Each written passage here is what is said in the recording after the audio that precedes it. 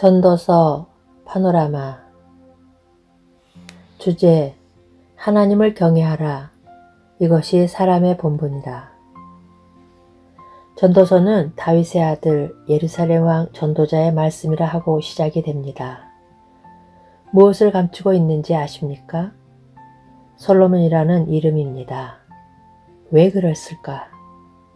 하나님께서 솔로몬을 전도자로 세우시는 데는 인간이 헤아릴 수 없는 섭리가 있는 것입니다. 3장 11절에서는 하나님의 하시는 일의 시종을 사람으로 측량할 수 없게 하셨도다 하고 말씀하고 있는데, 이는 바로 전도자 자신을 두고 하는 말로 여겨집니다. 왜냐하면 솔로몬의 타락이라는 악을 선으로 바꾸셔서 전도자로 삼으셨기 때문입니다. 다윗의 타락을 통해서 허물의 사함을 얻고 그 죄의 가리움을 받는 자는 복이 있도다 한 칭의 교리를 계시케 하셨다면, 솔로몬의 타락을 통해서는 내가 해 아래서 행하는 모든 일을 본즉 다 헛되어 바람을 잡으려는 것이로다 한 하나님을 떠난 삶의 무가치함을 깨닫게 하여, 일의 결국을 다 들었으니 하나님을 경외하고 그 명령을 지킬지어다 하고 사람의 본분이 무엇인가 하는 참 도를 전해주게 하셨기 때문입니다. 그래서 인간 솔로몬은 감추고 자신을 전도자라고 소개하고 있는 것입니다. 이는 마치 전에는 회방자여 핍박자여 보행자였던 사울을 이방인의 사도로 세우셔서 후에 주를 믿어 영생 얻는 자들에게 본이 되게 하심과 같은 섭리입니다. 그러므로 전도서는 솔로몬의 만년의 저작으로 여겨집니다. 하나님은 솔로몬에게 지혜만 주신 것이 아니라 구하지 않은 부귀와 영화까지 심히 많이 주셨습니다. 그렇다면 솔로몬에게 부와 영화를 주신 하나님은 그가 타락할 것을 모르셨단 말인가?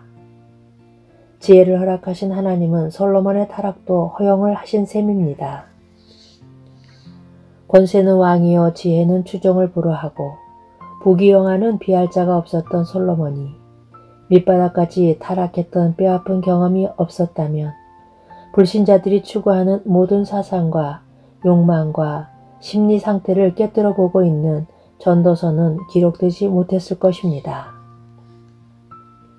이런 맥락에서 예표의 인물인 솔로몬과 실체이신 그리스도 간에는 유사성과 상이성이 있는 것입니다. 다윗의 자손으로 성전을 건축한 것, 지혜가 충만하여 그 소문을 만방에 떨친 것과 인생의 밑바닥까지 낮아진 것 등은 유사성입니다. 이 점을 우리에게 있는 대제사장은 우리 연약함을 체휼하지 아니하는 자가 아니요 모든 일에 우리와 한결같이 시험을 받은 자로되 죄는 없으시니라 하고 말씀합니다. 그러나 상이성은 솔로몬은 자신의 죄로 말미암아 시국장까지 타락하여 인생의 고락을 경험했지만, 우리 전도자 되시는 그리스도께서는 우리의 죄를 인하여 우리 연약함을 친히 체휼하신 분이요 자기를 낮추시고 십자가에 죽기까지 낮아지신 분이십니다. 주님은 대속제물이 되시기 위해서 우리의 연약을 체휼하셨으나 솔로몬은 타락으로 인하여 인생의 허물을 체험을 했다는 점이 결정적으로 다른 것입니다. 그러므로 전도서를 기록한 솔로몬은 자신을 왕이라 하지 않고 전도자라고 소개합니다. 전도자라는 말이 7번 등장하는데, 하나님께서는 모든 사람들이 추구하는 지위와 명예와 권세와 부귀와 쾌락 등을 다 누리다가 헛됨을 경험한 솔로몬을 전도자로 세우셔서 전도서를 기록해 하신 것입니다. 이는 마치 박해자 바울을 들어서 로마서를 기록해 하신 것과 같은 섭리라 하겠습니다. 그런데 본문을 관찰해 보면 전도자라는 말이 첫 장과 마지막 장에 각각 3번씩 집중이 되어 있는 것을 보게 됩니다. 그러니까 전도서를 통해서 말씀하려는 핵심적인 주제가 첫 장과 마지막 장에 들어있음을 나타냅니다. 이는 전도서를 이해하는 데 중요한 요소가 됩니다. 그러면 첫 장의 요지가 무엇일까? 내가 해 아래서 행하는 모든 일을 본즉 다 헛되어 바람을 잡으려는 것이로다 하는 말씀입니다. 해 아래서 행하는 모든 일이란 하나님을 떠난 불신자들이 추구하는 삶을 가리키는 표현입니다. 그러면 마지막 장의 결론은 무엇일까? 일의 결국을 다 들었으니 하나님을 경외하고 그 명령을 지킬지어다. 이것이 사람의 본분이니라 하는 말씀입니다. 전도서는 이 두 마디를 전해주기 위해서 기록이 되었다 해도 과언이 아닙니다. 그러면 그 중간에 있는 내용들은 무엇일까? 불신자들이 추구하는 삶의 무가치성, 즉 헛되고 헛됨을 진술하는 내용들입니다. 그러므로 이 대목을 대할 때에 통찰력이 필요하게 되는데 전도자 자신의 현재의 신앙 고백과 그가 타락했을 당시, 즉 불신자의 입장에서 진술하고 있는 과거의 심경을 토로하고 있는 점을 분별할 수 있어야 한다는 점입니다. 만일 이를 분별하지 못하면 전도자를 정신분열증 환자로 만드는 것이 됩니다. 생각해 보십시오. 인생의 호는 위로 올라가고 짐승의 호는 아래로 곧 땅으로 내려가는 줄을 누가 알랴 하는 회의론 자가 일의 결국을 다 들었으니 하나님을 경외하고 그 명령을 지킬지어다. 이것이 사람의 본분이니라 하고 말할 수가 있단 말입니까? 그러므로 이 장에는 전도자가 타락했던 당시를 진술하는 내용이 있는데 천하 인생의 종신토록 생활함이 어떤 것이 쾌락인지 알까 하여 노래하는 남녀와 인생들의 기뻐하는 처와 첩들을 많이 두었고 무엇이든지 내 눈이 원하는 것을 내가 막지 아니하였다 하고 말합니다. 즉 세상 사람들이 추구하는 모든 것을 마음껏 누려보았다는 것입니다. 그래서 얻은 결론이 무엇일까? 그 후에 본즉 내 손으로 한 모든 일과 수고한 모든 수고가 다 헛되어 바람을 잡으려는 것이며 해 아래서 무익한 것이로다 하고 말합니다. 그러면 어찌하여 만족이 없는가? 하나님이 사람에게 영혼을 사모하는 마음을 주셨기 때문이라는 것입니다. 그러므로 영혼의 안식이 없는 삶은 허무한 뿐이요 영혼의 갈증은 세상적인 것으로는 채워지지 않기 때문이라는 것입니다. 이런 맥락에서 전도서에서는 해야라는 말이 29번, 헛되다는 말이 39번이나 등장하므로 핵심적인 역할을 하고 있습니다. 어찌하여 이처럼 헛된 인생이 되었는가? 나의 깨달은 것이 이것이라. 곧 하나님이 사람을 정직하게 지으셨으나 사람은 많은 꾀를 낸 것이니라 하고 타락의 결과라고 말씀합니다.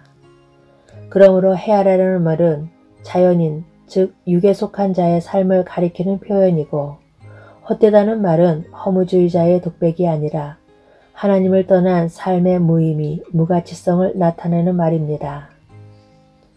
어찌하여 해아래라고 표현을 하고 있는가? 이에 빛을 비춰주는 말씀이 로마서에 있습니다. 로마서에서는 4번의 아래가 있는데 법 아래와 죄 아래, 심판 아래와 은혜 아래가 그것입니다. 하나님을 떠난 삶은 죄 아래 있고 전도서의 표현대로 하면 해 아래 살아가는 삶이라는 말씀입니다. 이들을 위해서 하나님은 자기 아들을 대속제물로 십자가에 높이 달리게 하심으로 은혜 아래 살 수 있게 해주신 것입니다. 모든 사람은 예외 없이 해 아래서 살아가고 있지만 하나님을 경외하는 사람들은 해 아래라는 일반 은총만으로는 사는 사람들이 아니라 은혜 아래라는 특별 은총 아래 살아가는 사람들인 것입니다. 이런 맥락에서 전도서의 구조를 관찰해 보면 해 아래 모든 것이 헛되고 헛되다. 그러니까 하나님을 경외하라는 4개의 단락으로 이루어져 있음을 보게 됩니다. 첫째 단락의 결론은 3장 14절입니다. 무릇 하나님이 행하시는 것은 영원히 있을 것이라 더할 수도 없고 덜할 수도 없나니 하나님이 이같이 행하심은 사람으로 그 앞에서 경외하게 하려 하심인 줄 내가 알았도다 합니다. 둘째 단락의 결론은 5장 7절인데 꿈이 많으면 헛된 것이 많고 말이 많아도 그러하니 오직 너는 하나님을 경외할지니라 합니다. 셋째 단락의 결론은 7장 18절인데 너는 이것을 잡으며 저것을 놓지 마는 것이 좋으니 하나님을 경외하는 자는 이 모든 일에서 벗어날 것임이라 합니다. 넷째 단락의 결론은 8장 12절에서 13절에 나타나는데 내가 정령이 안 오니 하나님을 경외하여 그 앞에서 경외하는 자가 잘 될 것이요 합니다. 그러면서 악인은 잘되지 못하며 장수하지 못하고 그날이 그림자와 같으리니 이는 하나님 앞에 경외하지 아니함이니라 하고 경고합니다.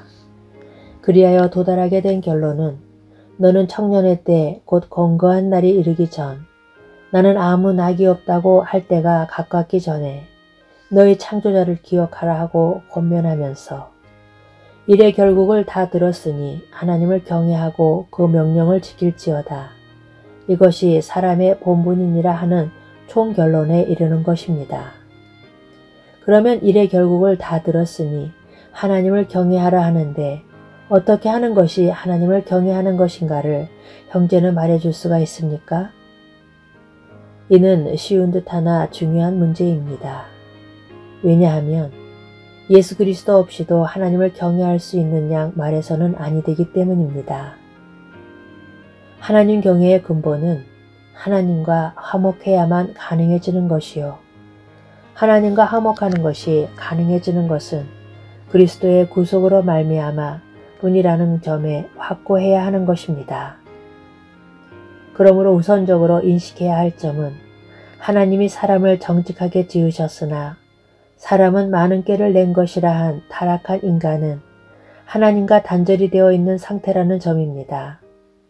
그리하여 화목제물과 이를 드려줄 중보자가 있어야 하는 것입니다. 그렇다면 무엇이 하나님 경외인가는 분명해집니다. 주님은 대답하십니다. 하나님의 보내신 자를 믿는 것이 하나님의 일이니라. 하나님을 경외하노라 한 주님 당시의 제사장과 서기관, 장로, 바리새인들이 어찌하여 심판을 당하고 멸망을 받았을까? 그들이 예배를 드리지 않았기 때문이 아닙니다. 하나님의 보내신 자, 즉 화목제물과 이를 드려줄 중보자를 배척했기 때문입니다. 그들을 향해 주님은 하나님이 너희 아버지였으면 너희가 나를 사랑하였으리니 이는 내가 하나님께로 나서 왔음이라. 나는 스스로 온 것이 아니요 아버지께서 나를 보내신 것이라 하십니다. 한마디로 하나님 경외는 예수 그리스도로 말미암아 가능해질 뿐 다른 길 다른 방도는 없다는 것입니다. 전도자는 마지막에 이르러 자신이 한 말이 진리의 말씀이요 다 한 목자의 주신 바니라 하고 진리와 목자를 말씀하는데 진리와 목자는 누구인가? 이 점에서 구속사의 진전을 볼 수 있어야만 합니다. 구약시대에는 하나님을 나의 왕이라고 말씀하고 여호와는 나의 목자라고 말했습니다. 그런데 신약시대에는 그리스도가 왕이요 목자라 하십니다. 왜냐하면 볼 수 없는 하나님이 볼 수 있는 그리스도로 임마누엘 하셨기 때문입니다. 그러므로 다 한 목자의 주신 바라는 말씀을 통해서 해 아래서 바람을 잡으려는 것과 같은 헛된 삶을 추구하고 있는 자들을 참 목자에게로 인도해주고 있는 것입니다. 인생이란 시행착오를 교훈으로 삼을 수 있는 두 번째 기회가 주어지지 않습니다.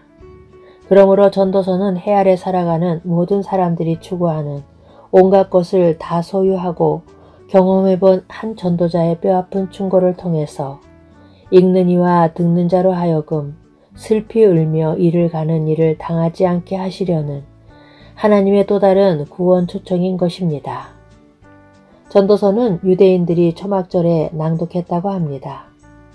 이는 인생 여정이 초막에 머물다가 떠나는 행인과 나그네와 같은 삶임을 일깨워주기 위해서일 것입니다. 전도서는 하나님 경외로 끝을 맺고 있는 것이 아니라 하나님은 모든 행위와 모든 은밀한 일을 선악간에 심판하시리라 하는 심판으로 끝맺고 있습니다. 구원과 심판은 동전 앞뒤와도 같습니다. 그러므로 전도자는 이 둘을 함께 말해주어야만 하는 것입니다. 전도자는 복음 초청을 거절하는 자들을 향해서 그러나 하나님이 이 모든 일로 인하여 너를 심판할 줄 알라 하고 경고하고 있는 것입니다. 아멘.